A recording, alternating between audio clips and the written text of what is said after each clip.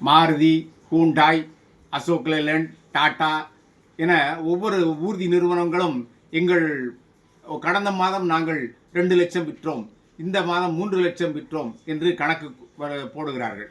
சரி, இத்தனை லட்சம் ஊர்திகள் ஓடுவதற்கு புதிய சாலைகள் இருக்கின்றதா? சென்னை மாநகரில் இருக்கின்ற சாலைகளை பூரா 75 விழுக்காடு நடைமேடைகளை தனியார் பிடித்து கொண்டார்கள். இப்பொழுது அதுக்கு அடுத்து ஒட்டி இருக்கின்ற சாலையில் தள்ளு வண்டிகள் புதிதாக உருவாகி இருக்கின்றன.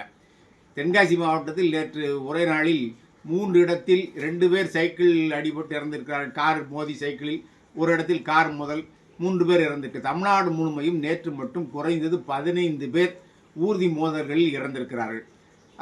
இதற்கு தீர்வு என்ன? 2000 ஆண்டு அமெரிக்கா போயிருந்தேன். அங்கே நியூயார்க் நகரத்தில் 2 லட்சம் வாடகை கார்கள் தான் ஓடலாம், அதற்கு மேல் ஒரு ஊர்தியை கூட கூட்ட முடியாது என்று 50 ஆண்டுகளுக்கு முன்பே சட்டம் போட்டு விட்டார்கள். ஒருவர் ஒரு காரை விற்றால் அந்த லைசன்ஸோடு வாங்கித்தான் அடுத்தவர் பயன்படுத்த முடியும். காருக்குள்ளே ஏறியவுடன் அந்த ஓட்டுநருக்கும் நமக்கும் இடையில் கம்பி வலை அடித்திருக்கிறார்கள். அதில் அந்த ஓட்டுநரை பற்றிய உருவம் போட்டோ, அவரை பற்றிய முழு விவரமும் அந்த இதில் இருக்கிறது. இது இருக்கிற பாதுகாப்பு நடவடிக்கைக்காக. இங்கே லட்சக்கணக்கான வண்டிகள் ஓடுகிறது, ஆனால் சாலையோ மேலும் மேலும் சுருங்கி கொண்டே போகிறது. எனவே நாளுக்கு நாள் ஊர்திகளில் ஊர்திகள் மோதல்களும் அதனால் இறப்பவர்கள் எண்ணிக்கை உயர்ந்து கொண்டு போகிறது. முதலில் சென்னை மாநகருக்குள் இத்தனை காரைத்தான் ஓட்டலாம் என்று ஒரு சட்டம் போடுங்கள். சென்னை மாநகருக்குள் அத்தனை ஷோரூமுகள், ஒவ்வொரு ஷோரூமும் 1000, 2000, 5000, 10,000 என்று விற்றால் அதை ஓட்டுவதற்கு எங்கே இடம் இருக்கிறது?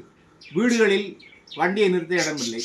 அந்த வீட்டில் இருக்க முன்னால் இருக்கின்ற வரவேற்பறையை இடித்து அங்கே காரை நிறுத்த வேண்டும், ஊர்தியை நிறுத்த இடம் ஏற்பாடு செய்ய வேண்டும் என்று 20 ஆண்டுகளுக்கு முன்பே நான் எழுதினேன். கடந்த மாதம் அதுபோல ஒரு அறிவிப்பு வந்தது. அரசு இப்படி செய்ய போகிறது, எல்லோரும் ஊர்தியை நிறுத்துவதற்கு இடம் காண்பித்தால்தான் அவர்கள் கார் வாங்க முடியும், ஊர்தி வாங்க முடியும் என்று சட்டம் போடுவதாக சொல்லுகிறார்கள். அந்த சட்டத்தை கூடிய விரைவில் போட்டால் நல்லது.